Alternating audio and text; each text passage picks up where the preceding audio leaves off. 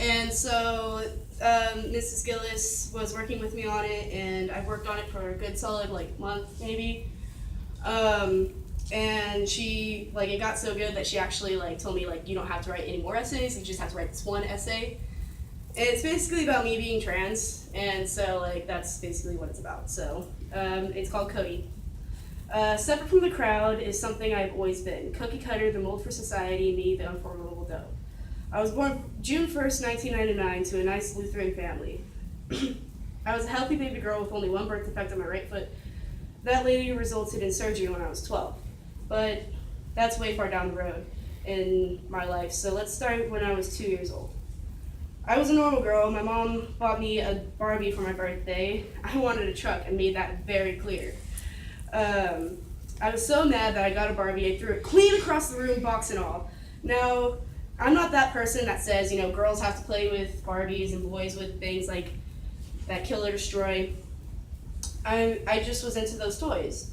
I screamed that I did not want, or that, I screamed that I didn't want that, I wanted a truck. So the next day I got one.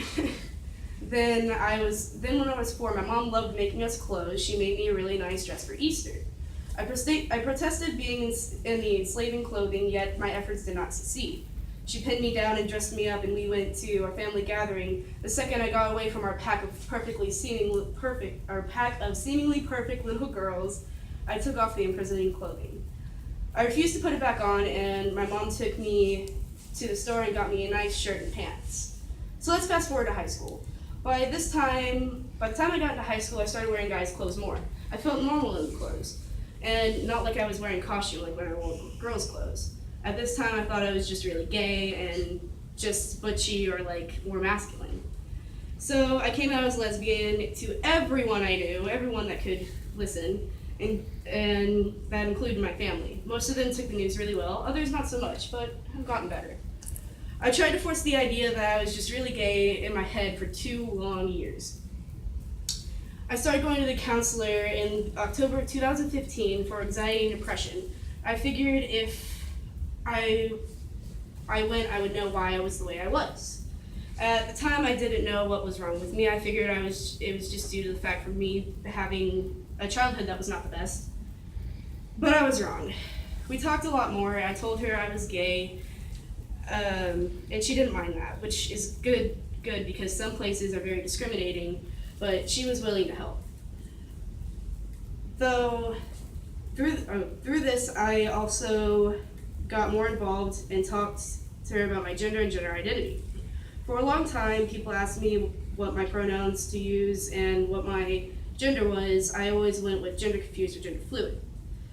I played with it more, and I was watching transformation videos and transgendered YouTubers, and I related in a way that really scared me. Yet there was a feeling that resonated with me, and I couldn't quite put my finger on it. So I finally brought up the idea with Amy, my counselor. I told her I think I relate with being a boy more than I do a girl.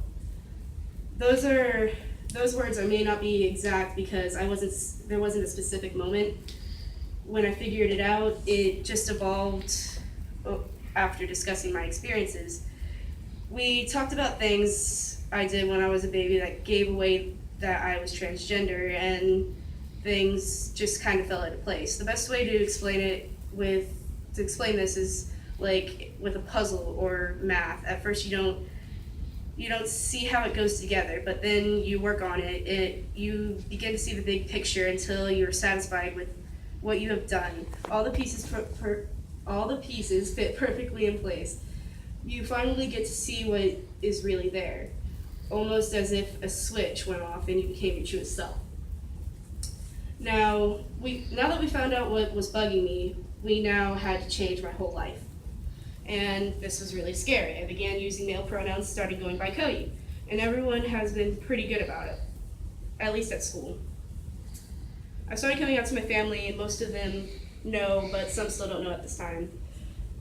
So they don't use male pronouns and my name just yet. I don't want to push anything on them. So they can take as much time as needed. Which, with that being said, they are very accepting. I got very lucky with the family I have. They love me for who I am, and they don't try to change me.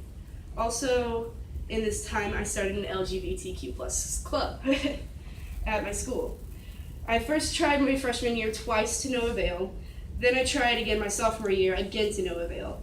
I soon gave up on the idea until my second semester of my junior year. I was just going through a breakup at the time, and so I focused mainly on the club and my work for it. I got help from my teacher, Amanda Pelletier, and we wrote out rules and regulations that followed the regulations that we needed. We wanted the name Saga, Sexuality and Gender Acceptance, at first, but it did not get approved, so we went with SAS, Support for All Students, because it couldn't be exclusionary. So we went with that.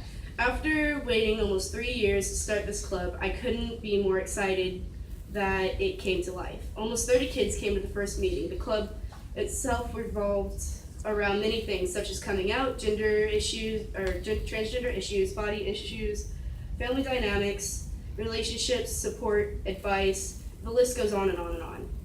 I am proud of my club. I feel like I am making a difference to my fellow people that need support in these times of need and giving them a shoulder to cry on. SAS is the best thing I've done in my life. I wouldn't trade it for anything in the world. But most importantly, it has helped me become who I really am and has let others become comfortable with who they are. That is the goal, and we have accomplished it. As far as my family goes, they will come around one day, just not today. They are very proud of me for the club and the relationships I have established inside the community I have built.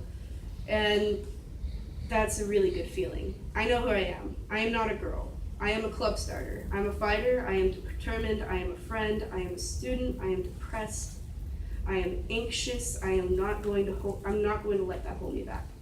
I am who I am. I am inspiring. I am a boy. I am Cody Michael Dunenberg. I am me.